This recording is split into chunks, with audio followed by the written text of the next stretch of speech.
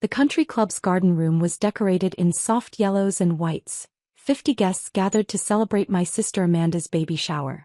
Balloons spelled out Baby Garcia above the gift table, which was already overflowing with designer strollers, expensive cribs and luxury baby clothes. I sat at a corner table near the garden doors, working through emails on my phone between games of baby bingo and guessing the belly size. The woman beside me, Lauren Mitchell, sipped her sparkling water and occasionally caught my eye with a knowing smile. "Morgan." My sister's voice cut across the room. "Put the phone away. This is supposed to be fun, not work time." I pocketed my phone. "Sorry. Just finishing something." "Always working," my mother said, shaking her head. "Even at family events. Though I suppose when you freelance you never really clock out." "Something like that," I said. Amanda was radiant in a flowing white maternity dress, her hand resting on her 7-month belly. She'd married Scott Garcia 2 years ago. He was a successful dentist with his own practice, and they'd spent the past year renovating a 4-bedroom house in the suburbs in preparation for starting a family. "Morgan, have you thought about having kids?" my Aunt Carol asked, her tone suggesting she already knew the answer would be disappointing. "I've thought about it," I said carefully. "You'd need to get married first," Amanda said, laughing. "And that would require actually dating someone for more than 3 months." The table laughed. It was true that I'd been single for the past year, though not for lack of options. I'd simply been focused on other priorities. "And let's be honest," my cousin Jennifer added, "kids are expensive. You'd need financial stability first." "Very expensive," Amanda agreed, running her hand over her belly. "Scott and I spent months budgeting. Daycare alone is $2,000 a month. That doesn't even include diapers, formula, clothes. Not to mention college funds," my mother interjected. "We started saving for Amanda's education the day she was born. That's what responsible parents do." "Morgan can barely afford her own rent," Jennifer said. "How would she afford a baby?" "She lives in that tiny studio," Amanda added. "You can't raise a child in 400 square feet. You need space. A proper home. And a reliable car," my mother said, glancing toward the parking lot where my 8-year-old Honda sat among the newer vehicles. "Children need safety. Dependability. Plus medical costs," Amanda continued. "Prenatal care, delivery, pediatrician visits. It adds up fast. Even with insurance we're looking at thousands out of pocket." Lauren Mitchell beside me shifted slightly, her water glass pausing halfway to her lips. I caught her eye and gave a small shake of my head. "Not yet. You can't even afford yourself," Amanda said, her tone affectionate but condescending. "I'm not being mean, Morgan, just realistic. Having children requires financial security, stable career, benefits. Scott's dental practice provides excellent insurance. That's how we can afford this." "Children need financial stability," my mother agreed. "They need parents who can provide, who have established lives. Which is why you should focus on your career first," my Aunt Carol suggested. "Get a real job with benefits. Build up your savings. Maybe in 5 or 10 years. "I'll be 42 in 10 years, I said. "Exactly," Amanda said. "Which is why you need to get serious about your life now, Morgan. Stop doing this freelance photography thing and get a stable job. Then maybe think about relationships. Then maybe, if you're lucky, children." "The freelance photography thing pays my bills," I said mildly. "Barely," Jennifer said. "Morgan, we love you, but let's be honest. You're living paycheck to paycheck. You drive that old car. You live in a studio. You work odd hours doing photo shoots for small clients. That's not a foundation for raising children. Some people just aren't meant to be parents," my mother said, and though her tone was gentle, the words stung. "That's okay, Morgan. You can be the fun aunt. Spoil Amanda's baby. That's a valid life choice." Lauren Mitchell cleared her throat softly beside me. I glanced at her, 31 years old, athletic build, kind eyes behind stylish glasses. She was wearing a simple blue dress and had arrived at the shower alone, introduced as a friend of Morgan's. Which was technically true, though she was much more than that. "Actually," Lauren said, her voice calm but carrying across the table, "I think Morgan will make an excellent mother." The table turned to look at her. "I'm sorry, who are you again?" Amanda asked, her tone polite but dismissive. "Lauren Mitchell," she said, extending her hand. I'm a friend of Morgan's. That's nice, Amanda said, shaking her hand briefly. But unless you're lending Morgan money for fertility treatments, I don't think motherhood is in her immediate future. Well, Lauren said, her lips curving into a smile. Actually, that's exactly what I'm doing. The table went quiet. Excuse me, my mother said. Lauren looked at me. Miss Blake, shall I tell them about the twins? I nodded slowly. Go ahead. I'm not just Morgan's friend, Lauren said. I'm her gestational surrogate. I'm currently 14 weeks pregnant with Morgan's twins. A boy and a girl. We have our 20-week ultrasound scheduled for next month. The silence was deafening.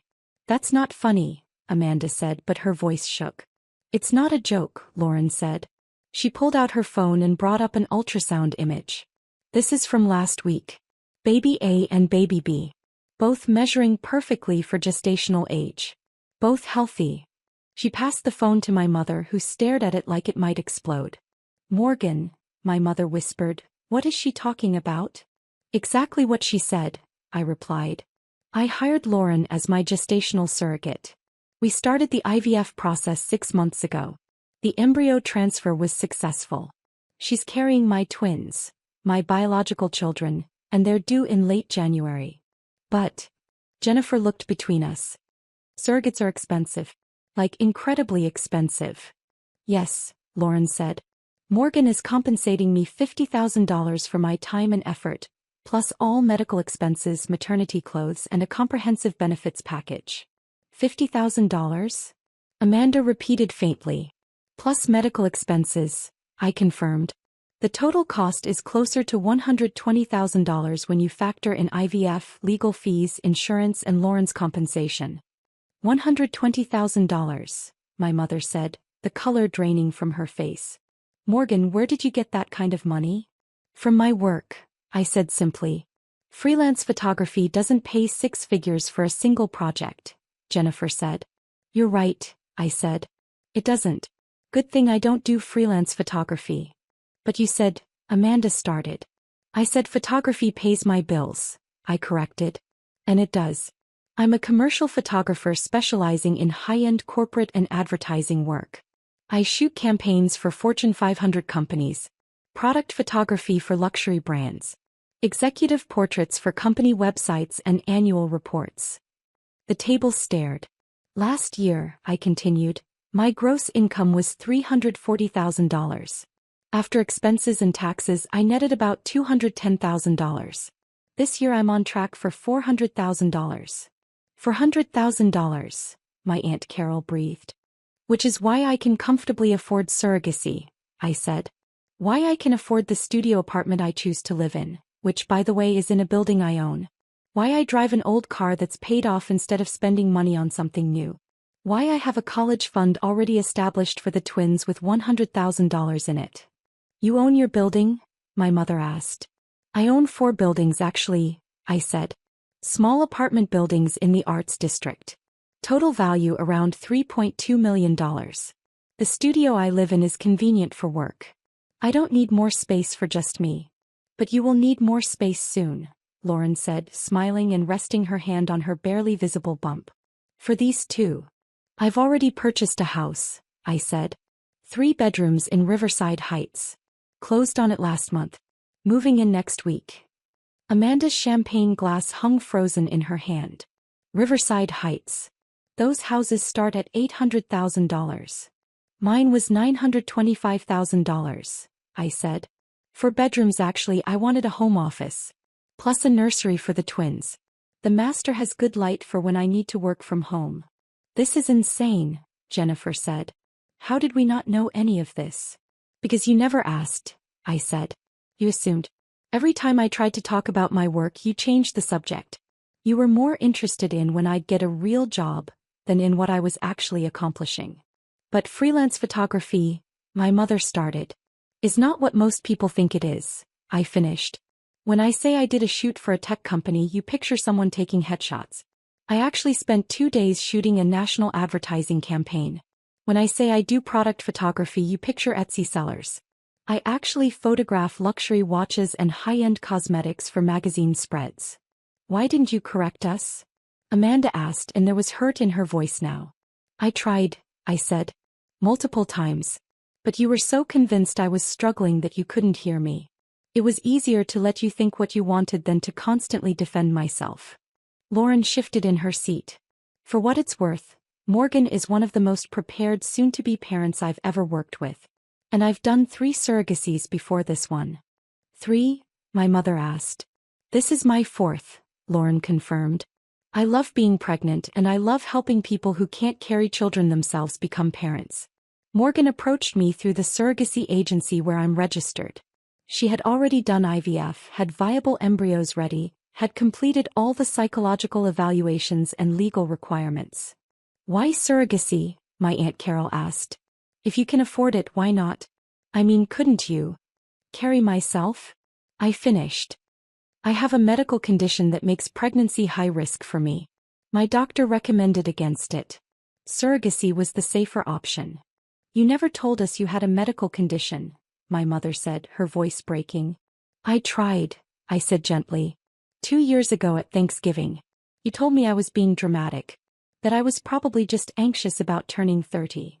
My mother's hand went to her mouth. I remember. Oh God, Morgan, I'm so sorry. So you've been planning this, Amanda said slowly. The twins. The house. All of it. For 3 years, I said. I decided I wanted children. I researched my options. I saved money. I found Lauren through the agency. I went through IVF. I bought a house. I prepared. Alone, Jennifer said. You did all of this alone. Because I could, I said. I'm financially stable. I have an established career. I own property. I have health insurance and a solid support system, just not family apparently. That's not fair, Amanda started. Isn't it? I interrupted. Today before Lauren said anything you told me I could barely afford myself. That I'd never be able to provide for children. That I should be the fun aunt, because motherhood wasn't for me. We didn't know, she said weakly. Because you didn't ask, I said. You assumed. Just like you assumed my freelance photography meant I was barely scraping by. Just like you assumed my modest lifestyle meant I was poor. Lauren touched my arm gently. Morgan, maybe we should. No, I said. They need to hear this. I've spent years listening to their opinions about my life, my choices, my career. They can listen to the truth now. I stood up, looking around the table at my family. I make more money than anyone at this table, I said. I own more property than anyone here. I've built a successful business doing work I love. And in 5 months, I'm going to be a mother to twins I planned for, saved for, and prepared for in every possible way. Morgan, my mother started. I'm happy for Amanda and her baby, I continued, looking at my sister. I'm thrilled she and Scott are starting a family. But I'm also starting a family. My way. On my timeline. With my resources. We should have supported you, my mother said, tears streaming down her face. We should have asked instead of assumed. Yes, I said simply. You should have. Amanda set down her champagne. Can I see the ultrasound again? Lauren handed her the phone. Amanda studied it, her own hand on her belly, tears in her eyes. They're beautiful, she said quietly. Morgan, they're beautiful. A boy and a girl. Yes, I said, my voice softening. Gabriel and Sophie. You've named them already? My mother asked. Of course I have, I said. They're my children. I've been preparing for them for 3 years. Can you tell us about them? Amanda asked. About the preparations? The house. Everything. I sat back down. Are you sure you want to know? Or are you just being polite? I want to know, Amanda said, and she sounded genuine. Really no. Not assume. Actually no. So I told them. About the surrogacy process, the IVF procedures, the legal contracts. About finding Lauren, building a relationship based on trust and respect. About the house I'd bought. The nursery I was planning, the colors I'd chosen. About my work, my real work, the campaigns I'd shot, the clients I served.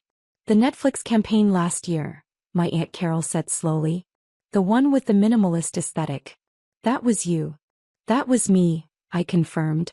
2-week shoot. They paid $85,000. $85,000 for 2 weeks? Jennifer gasped. Plus usage rights, I said. The campaign ran for a year. Total compensation was $140,000. And you let us think you were struggling, my mother said, but there was wonder in her voice now, not accusation. I let you believe what you wanted to believe, I said. Because correcting you was exhausting. Lauren checked her phone. Morgan, I hate to interrupt, but I need to leave soon. Doctor's appointment. For the babies? Amanda asked eagerly.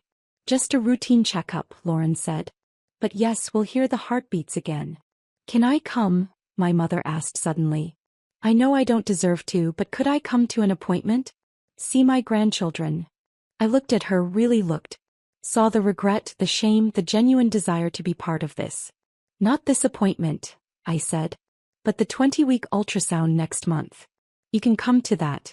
We'll find out if the twins are positioned well, check all their development milestones.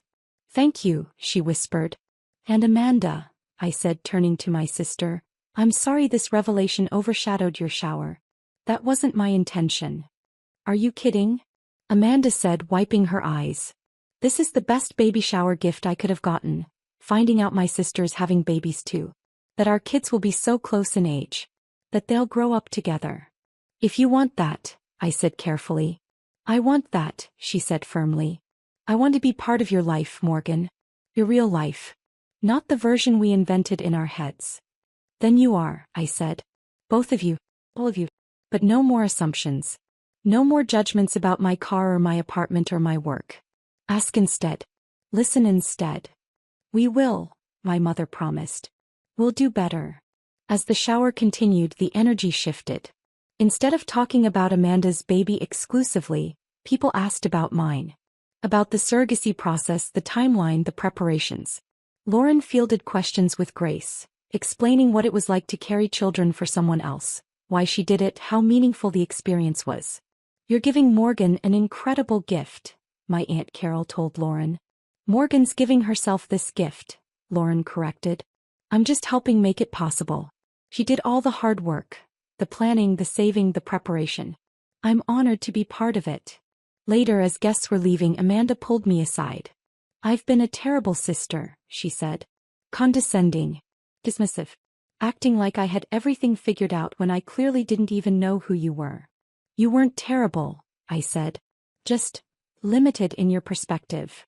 I want to throw you a baby shower, she said. A real one. With your friends, your colleagues, the people who actually know you. Can I do that? I'd like that, I said. And Morgan. He hugged me. I'm sorry. For all of it. For not seeing what you'd built. For not celebrating your success. For assuming you were less than you are. Apology accepted, I said, hugging her back. As I drove Lauren to her doctor's appointment, she turned to me with a smile. That went well, she said. Did it? I asked. Your family knows the truth now, she said. They can't unknow it. They have to adjust their entire perception of you. I didn't want it to come out like that, I said. At Amanda's shower. Stealing her moment. You didn't steal anything, Lauren said. You just stopped hiding. There's a difference. He was right. For 3 years, I'd been preparing for motherhood in silence, letting my family believe I was barely surviving. I'd built a career, accumulated wealth, purchased property, and planned for children, all while my family pitied me. But today the truth was out. In 5 months, I'd be a mother to twins I'd planned for and could provide for. And my family finally knew who I really was.